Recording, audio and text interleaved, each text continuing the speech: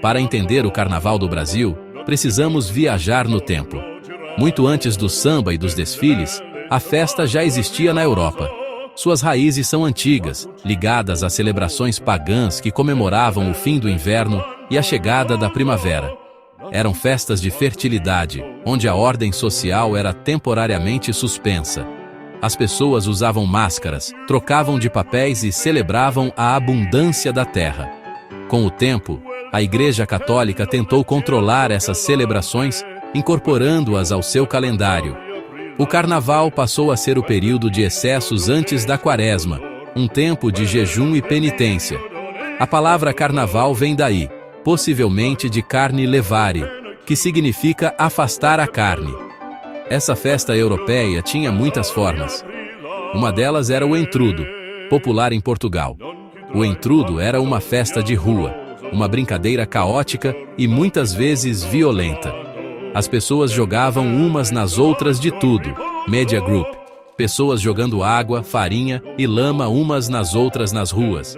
Guerra de farinha no entrudo, multidão brincando com sujeirais toca distribute equally. Água, farinha, ovos podres e até lama. Era uma guerra de sujeira, uma explosão de energia popular sem regras claras. Famílias inteiras participavam, jogando baldes de água das janelas sobre quem passava na rua. Não havia música organizada nem desfiles luxuosos. Havia o corpo, a rua e a vontade de subverter a ordem por alguns dias. Era a festa do povo, para o povo, com uma liberdade que assustava as autoridades e as classes mais ricas. Quando os portugueses vieram para o Brasil, trouxeram em suas bagagens mais do que ferramentas e planos de colonização. Eles trouxeram sua cultura, suas crenças e suas festas. O entrudo foi uma das primeiras manifestações culturais a se espalhar pela colônia. Ele encontrou no Brasil um terreno fértil. A sociedade colonial era rígida, cheia de regras e hierarquias. O entrudo oferecia uma válvula de escape, uma chance de quebrar as normas sem grandes consequências. A festa permitia que, por um breve momento, as diferenças sociais fossem dissolvidas na bagunça generalizada, onde todos podiam se sujar e rir juntos. Assim, o carnaval que conhecemos hoje no Brasil nasceu dessa semente europeia, mas não era uma simples cópia. A festa que chegou aqui era selvagem, popular e desorganizada. Era uma celebração do corpo e do caos, muito distante do espetáculo glamouroso que vemos na televisão. Era uma herança direta das festas medievais, onde o riso e a sujeira eram formas de resistência e de celebração da vida. Essa origem caótica é fundamental para entender todas as transformações que o carnaval sofreria em solo brasileiro. Uma história de conflitos, apropriações e, acima de tudo, muita criatividade popular. O entrudo desembarcou no Brasil e rapidamente se tornou a principal festa popular do período colonial. A brincadeira era simples e direta. A rua virava um campo de batalha lúdico. As armas eram baldes de água, limões de cheiro, aquelas bolinhas de cera cheias de água perfumada, farinha, polvilho e, muitas vezes, líquidos não tão agradáveis. Era uma festa democrática no seu caos. Negros escravizados, brancos pobres, homens livres e até mesmo as famílias mais abastadas, de dentro de suas casas, participavam da molhadeira. As ruas ficavam tomadas por uma multidão anônima e barulhenta, onde a ordem do dia a dia era completamente esquecida. Essa festa, no entanto, não era vista com bons olhos por todos. Para as autoridades e a elite colonial, o entrudo era sinônimo de barbárie.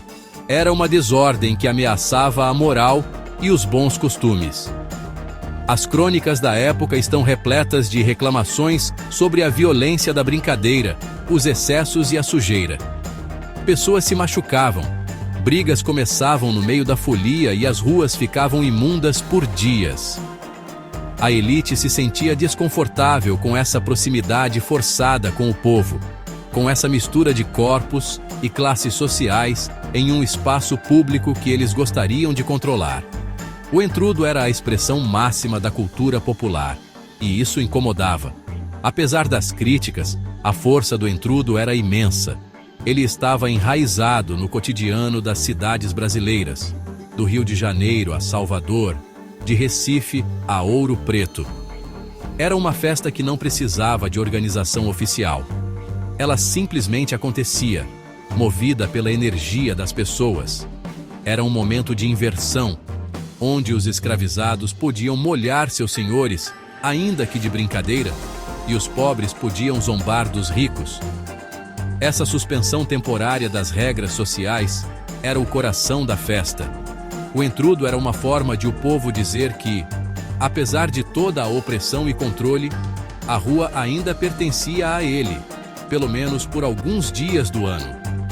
O caráter do entrudo no Brasil também foi se transformando. Ele absorveu elementos locais e ganhou novas características. A brincadeira que veio de Portugal se misturou com as práticas e a criatividade do povo brasileiro.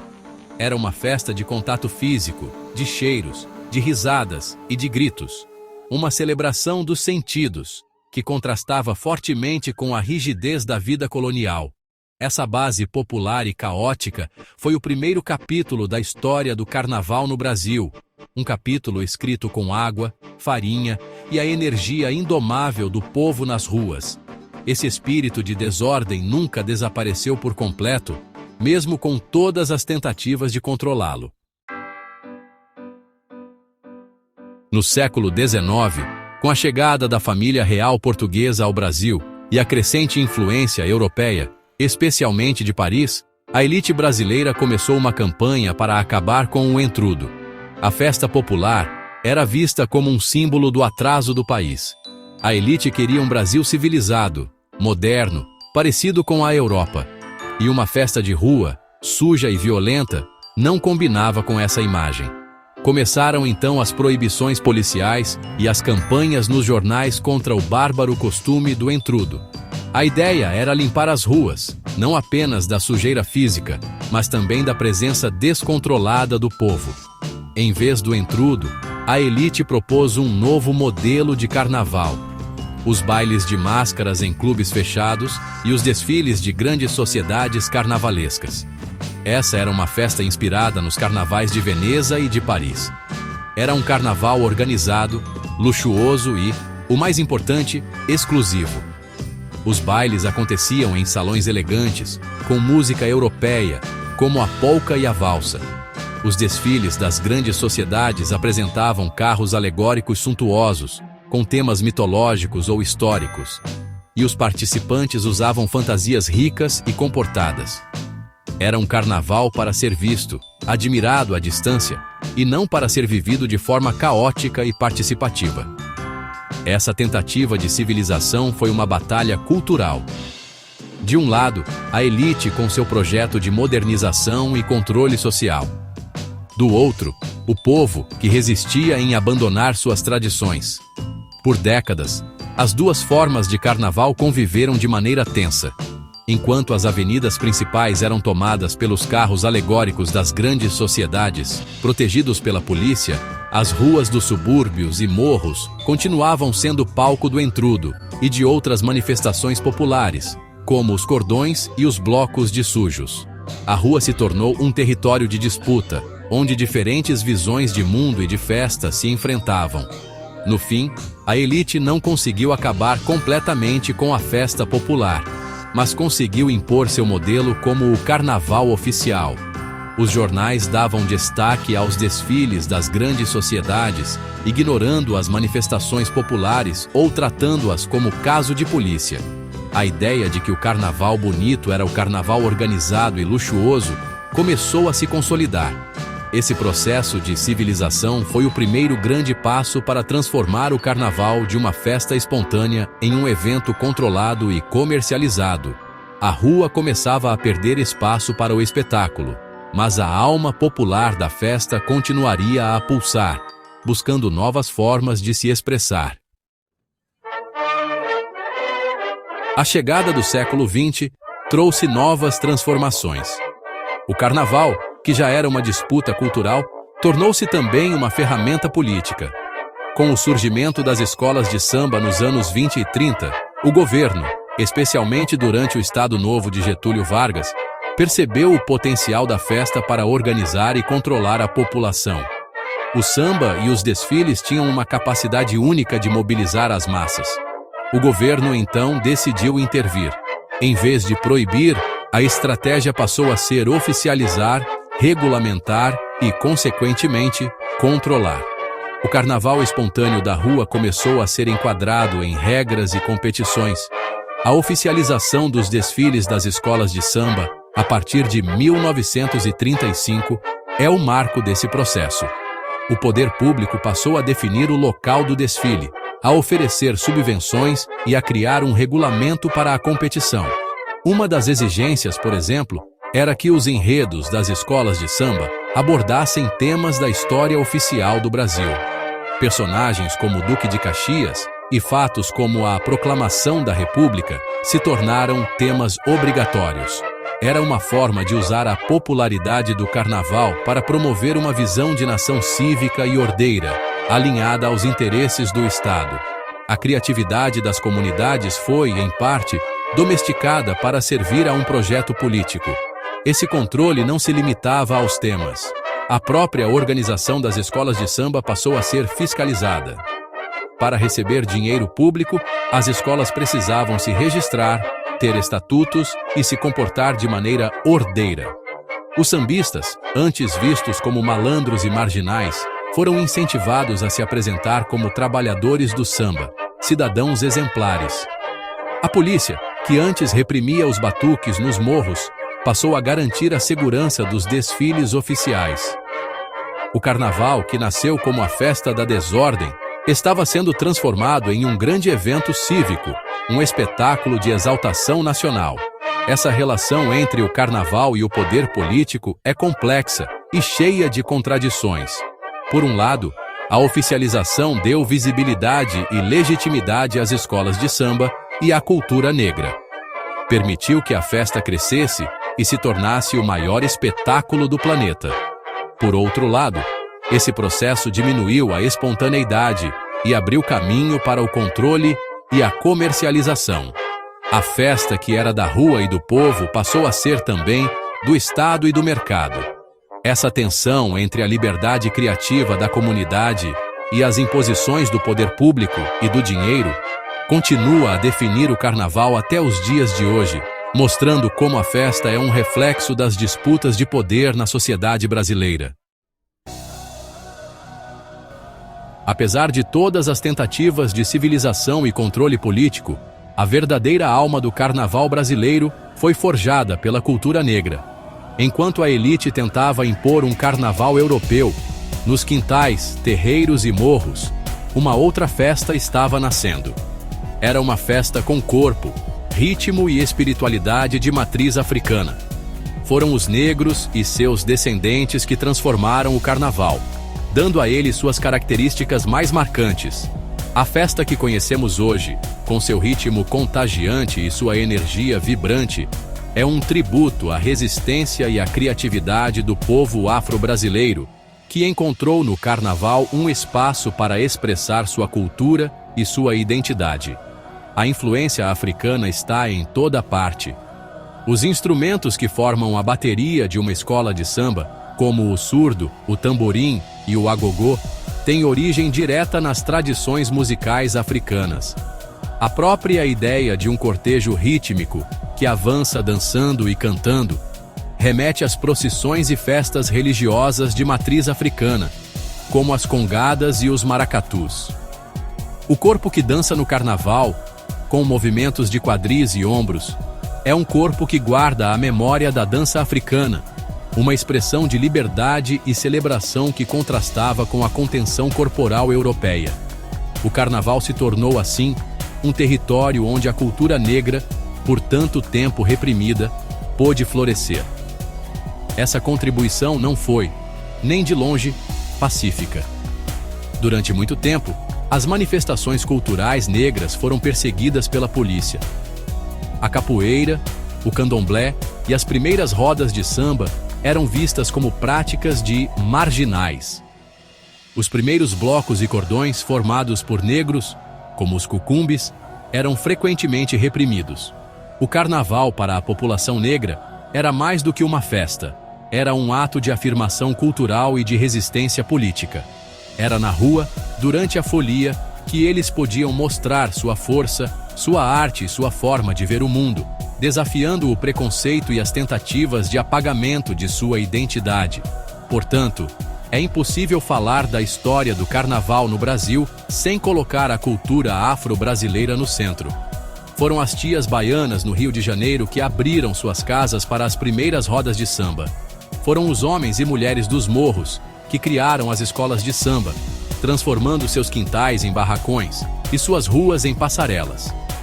Eles pegaram uma festa de origem europeia e a reinventaram completamente, injetando nela o ritmo, a cor e a espiritualidade da África.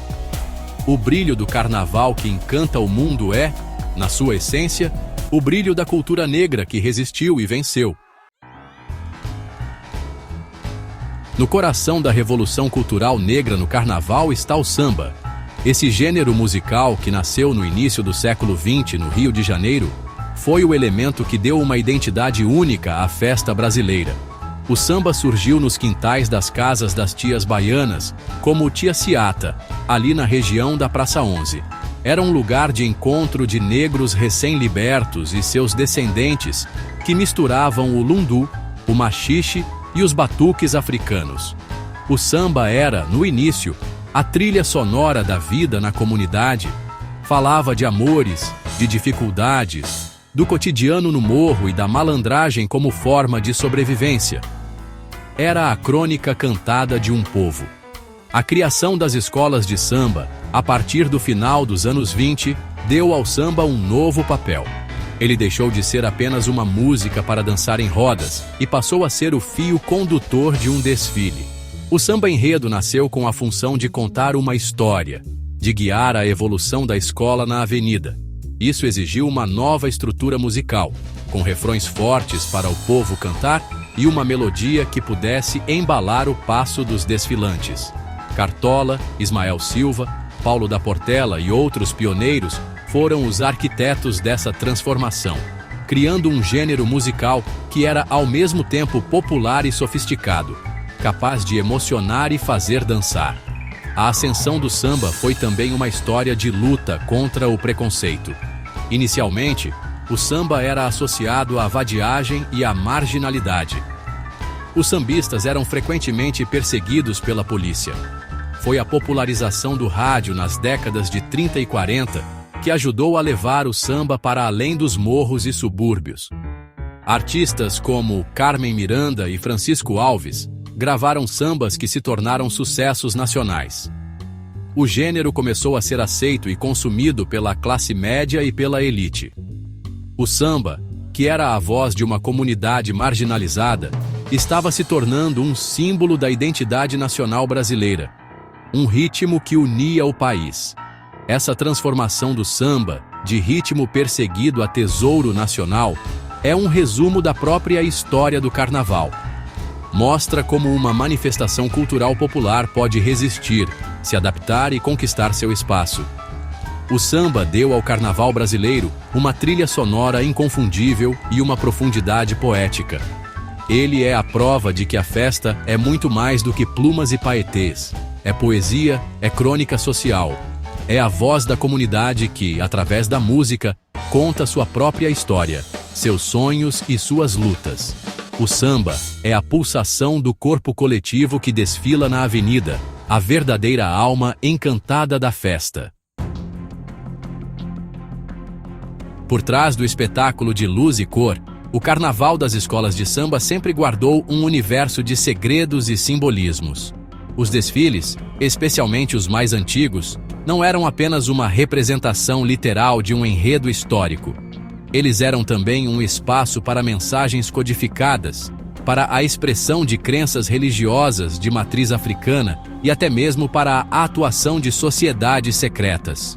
Para entender o desfile em sua totalidade, era preciso ter um olhar treinado, capaz de decifrar os significados ocultos nas fantasias, nos carros alegóricos e nos gestos dos desfilantes. O carnaval falava uma linguagem secreta, acessível apenas aos iniciados. Uma dessas camadas ocultas está ligada à religiosidade. Muitas escolas de samba nasceram em comunidades com fortes laços com o candomblé e a umbanda. Os desfiles se tornaram uma forma de homenagear os orixás publicamente, de uma maneira disfarçada. Um enredo sobre a história da agricultura no Brasil, por exemplo, poderia ser uma homenagem a Oxóssi, o orixá da caça e da fartura. As cores das alas, a forma de uma alegoria ou um determinado passo de dança podiam ser referências diretas a entidades e rituais sagrados.